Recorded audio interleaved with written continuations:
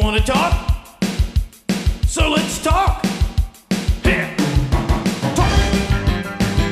You want to talk? You gotta talk, you need to talk. News talk. I talk, you talk to Solomon. I talk, you talk to Solomon. Yeah, let's talk to Solomon. Talk to Solomon. Good evening, and welcome. It's Talk to Solomon time. That's me, Stan Solomon. I'm Chief Steve, the co-host. And also co-hosting tonight is our friend Greg. Greg, are you there? No. Okay.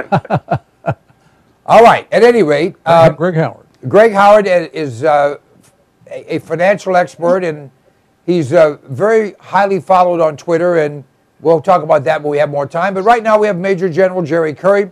General, Happy New Year to you, sir. Happy New Year. Good to be with you all. It's a pleasure always to see your smiling face. And my question is, how can you smile knowing that America is in the hands of the ilk of President Obama, Vice President Biden, Secretary of State Clinton, Defense Secretary, whoever it happens to be at this moment, Kerry, I guess. It's just enough to drive a person to drink. Well, it takes great effort to be smiling in the middle of all of this, but I am sure that we've got you leading the pack, and you will lead us into a brighter, better future. Well, there's no question that the pack that I lead is going to lead you someplace. All right, let us go to New York Democrat Congressman Jose Serrano, who is now suggesting that we repeal the 22nd Amendment and allow Obama to serve unlimited terms. Your thoughts? First of all, it's stupid. Second of all, it's unconstitutional. And third of all, I would pray that all of the Republicans and some of the Democrats rise up in arms and declare that this is a stupid, dumb idea and that we are not going to put up with it. Well, obviously, it would require 3/4 of the sitting members of Congress, House and Senate, and it would require 2/3 of the states to ratify it for such a thing to happen. I don't believe there's a snowball's chance, and you know what, of that happening. But the fact that the thought is there, and there are those who believe they shouldn't even bother with the Constitution. He should be like Hugo Chavez, who's going to be possibly the second president in history to be inaugurated after dying. Yep, I think that's so. But listen, you can't believe or trust anything that comes out of the White House and comes out of Congress these days. There is no telling what these people may have in their planning box somewhere to bring into fruition the fact that we will have a president who can serve 3 terms. Let's get Greg's comment on that. Greg? Well, this is, I don't know, like 4th, 5th, 6th time this guy has put that out there. So it's only getting a real big play in the media right now, mainly because everybody is a little bit sensitive to the idea that the emperor would like to stay there forever, and I don't doubt that he will try to find a way. But you're absolutely right that it will require an ultra supermajority of the sitting members of Congress and 2/3 of the state to pass. However, we have found that we don't necessarily have to have all that, considering all the fraudulent means, the possibility of false flags, force majeure, whatever else that we've seen that these folks will stop at absolutely nothing.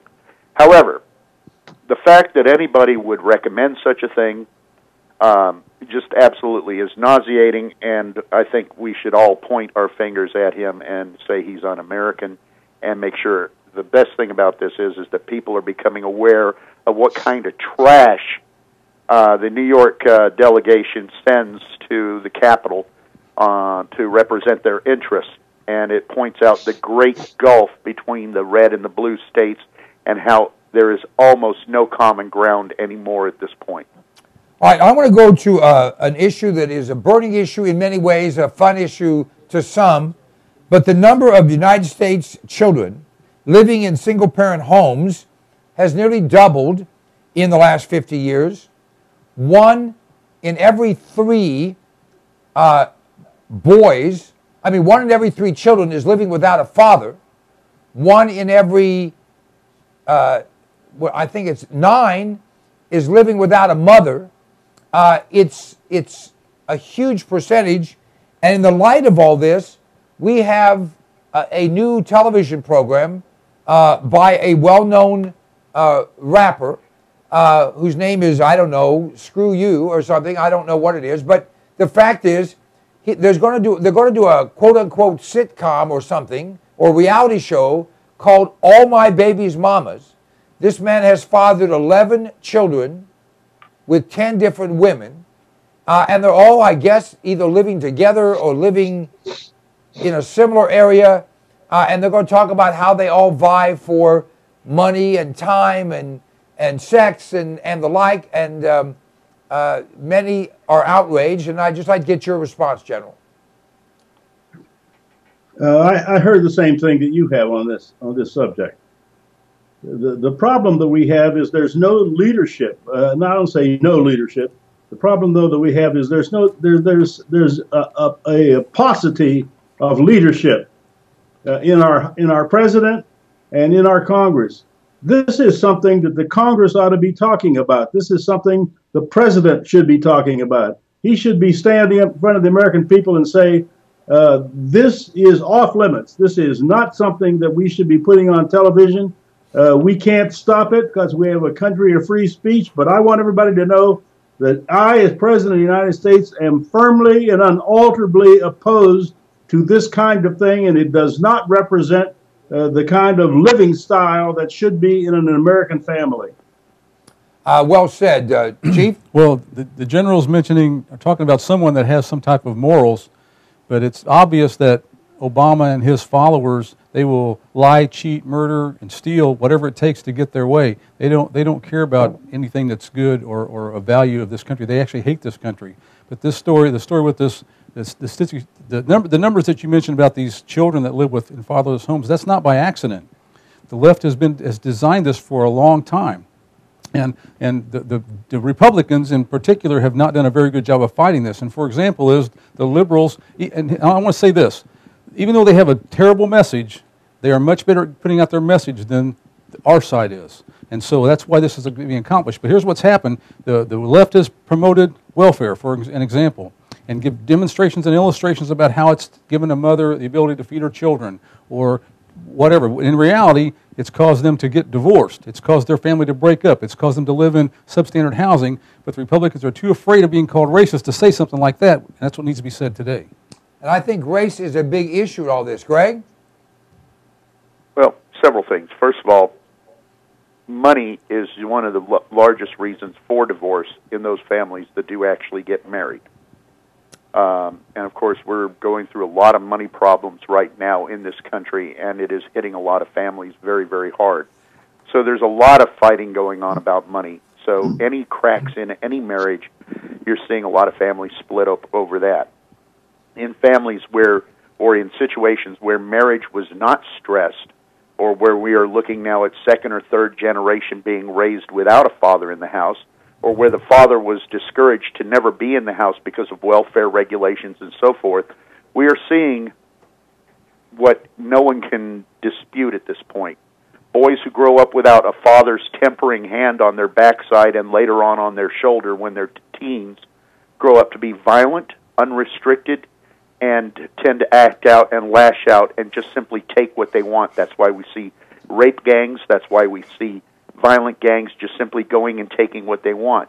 Girls who grow up without a father's hand on their shoulder and giving them a hug and giving them a close male role model in their life will find a male role model in the back seat of a car or wherever they need one in order to feel close to a man in their life. So we are going to pay this price for quite a while until we restore the man's rightful place at the head of his family, beside his wife, raising children together. General? I love it. I love it. Absolutely. I'm with it completely. If the Congress and the president spent as much time putting back together the morality of the American family as they have spent talking about this fiscal cliff business, which is a joke, if they had spent half that amount of time on the family, we just might be able to pull the family back together. But that's not going to happen, though, because they don't want the American family together. They want the American family busted up. They want the government to be the father for all these families. That's their objective. I think it is their objective, but it should not be the objective of the Republican Party. It shouldn't be that. We should be standing up totally different agenda, saying family is important, and this is what we're going to stress. And if we spend our time, we in the Republican Party spend our time putting things back together the way they ought to be, then this country would have some hope for survival.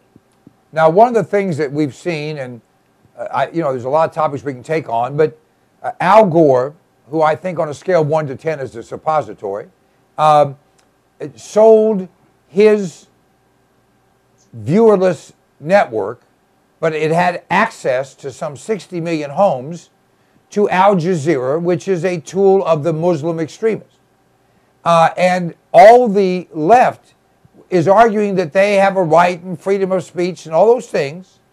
And I say that, we'll talk about that in a minute, but we just have a case of a 90, that's the only person in America older than both the general and me, a 90-year-old Arab, Saudi, who paid $16,500 in dowry so that he might be able to marry a 15-year-old girl.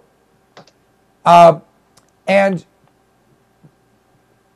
we look at that, I do, with utter, revulsion. But the fact is that happens every hour on the hour in every Muslim country on the globe. That's their way. They buy kids. Girls, mostly. Oh, no, boys too. Oh, yeah, they're famous for sodomy. But my point is, Muhammad, and by the way, if you're a Muslim and you're offended, kiss my butt. But at any rate, Muhammad married a 9-year-old girl. So it's not like they're making this up. Their religion was based on this concept that men can do whatever they want to girls at any age, and there is no right or wrong for men, and there are no rights for the girls. General. That's exactly the way it is. They're going down that road, and the way this thing shakes out is like this. If you're a Muslim, you can do no wrong. There is no evil that you can do that will be called evil by the left wing and by the White House and the man that's in it right now. None. You can do anything. I don't care what it is. You can do it and say, I'm a Muslim. And everybody will say, we really don't want to offend you in any way. I think you're absolutely right, Stan. If we go down this road and we continue down this road, we're going to end up with the morality, the foundational morality of this nation being the Muslim reality, which is you can take advantage of 6-year-old girls and 4-year-old boys and do whatever you want to them, and it's okay because we're Muslims. General? Chief? Thank you. I was trying to promote it. Thank you. Well, we got a general, a chief, and a sergeant. There you go. I just want to say for the record, I hope I never need a suppository because now I can't use one because of your analogy. But this makes me always think about the people say the left doesn't get it. The left gets it. They know what they're doing. They admire the Muslim fanatics because they hate America. But yes, and also because they see that the Muslims are after this global domination, a worldwide domination of everything, and they look at the jihadists not as terrorists but as freedom fighters fighting against the colonial takeovers of their countries.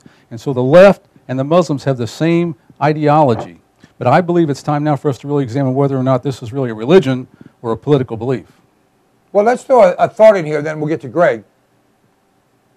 The left hated whites because they felt we were not fair to blacks, and therefore blacks could do no wrong and whites could do no right. I think that Muslims have taken the place of the blacks. That these guilt-filled hate America types have just found someone else to say, we'll like them because that makes us feel better because we're dumbasses. I don't know exactly their thought process. Greg. Let me turn into Bob Chapman here for just a moment. What is behind much of this is a global financial oligarchy, which in the early 1900s started to spread its wings and take global control. It was 1913 that we saw the Federal Reserve start to rise. That was also when we saw the Muslim nations start to dig themselves out of their little tents and mud huts and whatever they lived in the desert, literally nomadic dwellers, and suddenly find oil and begin to develop into what we have now. It has been this unseen hand that has been driving all of this and funding it and developing it into what it is. And we cannot overlook that, and that is what has turned this backwater religion of nothing that had, other than the Ottoman Empire, it had absolutely nothing. And the Ottoman Empire, of course, was funded and pushed a lot by the same Bilderberg Rothschild group out of London to grow into what it is today. So we have got to understand that this is all just one piece of the hammer that is being used to force us into a global economy, into a global government, into tearing down the one nation, the only nation that could truly stop this. Now, if you look at the attack on America, it has been absolute. You have to have three things in order to have a nation: borders, language, and culture. We have seen our borders attacked and removed. We have seen our language assaulted. We no longer have an English language that means anything, let alone the fact that we even speak English for the most part. And finally, we have no culture left that can be uniquely considered American, because everything that was good and decent about our Judeo-Christian ethic has been trashed and spat upon. So we have got to remember that this is all part and parcel of a plan to bring the United States to its knees, where it can no longer stand up and block this plan. Thank you. General. Well, Saul, can I say a couple things? Yes, please. General, can you hear me? No, I can't hear you at all. What happened here? We were just I'm just going to talk. All right, go ahead. The first thing that I want to mention is I like what Craig is saying. We need to understand that Islam is not a religion, it's a political system. And it's a system by which nations are controlled, and they hope one day that the world will be controlled. And they do this by working on government, on our finances, on our religion, on our law, especially replacing it with Sharia law, and the morality that we once had that has disappeared from, or is disappearing, not has disappeared, but is disappearing from the American political and cultural system. And so we have to understand that that's what's really going on. We're fighting a political system, and this system is just as evil as a system of communism. Well said, General. Yes. General, can you hear me now? Yes. Okay. I'm not sure what exactly happened. All right, we're going to continue along this line. I think that if we get back to this story about the 90-year-old buying a 15-year-old, and who knows how many prior 15-year-olds he bought, because that's the other thing in their quote-unquote faith, lifestyle, system. They can have 1, 2, 3, 4, 5, 40, 50, 60, 100, 200, depends on their financial circumstance, but they have no limit. They can continue to abuse, and the fact is, this child's either mother or father was a Saudi. So not only do they do it to others, they do it to themselves. Slavery is alive and well in Muslim countries. They have no problem with enslaving non-Muslims, and frankly, under the guise of quote-unquote marriage, they'll enslave Muslim children. I just think that even though many have said it, I'm not the first, and we won't be the only show, the Muslim menace is worse than any other menace in the history of the world. Not that others weren't terrible, but they don't care how many people die, either of others or their own, because they believe that it's in the world's whatever future that all people will be subjugated to this moron Muhammad and the system that they've invented that he never even heard about. Chief? Oh, you're absolutely right. And we had a story a few months ago about another girl that was in the same predicament where she was married to an older man and she ended up having a baby, didn't even know what was happening to her. It's very tragic. But if the United States of America should be doing no business with countries that allow this to happen. All right, we're going to take a break here in a minute, and we've got a lot of things to talk about. One of the things that we'll be talking about is the fact that the Palestinian Authority has now changed its name to the State of Palestine because the UN gave them observer state status. They now consider themselves a state. Most people don't understand that the goal of the Palestinian people, without exception, in my opinion, is not to have a homeland, but to kill all the Jews and take their homeland, and when they get it, to kill each other, because it's what they've always done, it's what they're doing now, and it's what they will always do, in my humble opinion. All right, we're going to take a break, and when we come back, Major General Jerry Curry, Greg Howard, Police Chief Steve Davis, and me, Stan Solomon, right here on Talk to Solomon.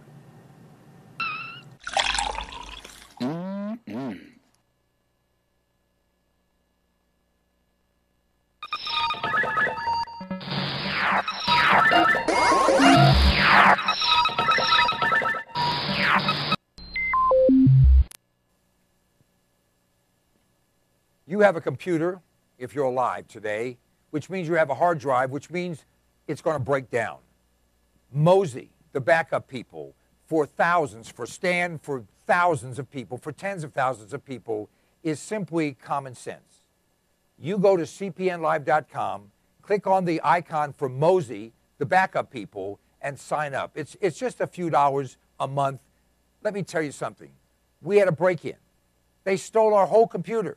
You know what? When they take the computer, you can't recover anything, but we had Mosey. We had the backup. We were able to restore everything simply by buying another computer. cpnlive.com, click on the icon for Mosey, the backup people, and give yourself common sense, peace of mind, great value, the best thing you've ever done. Sooner or later, it's going to be Mosey, the backup people.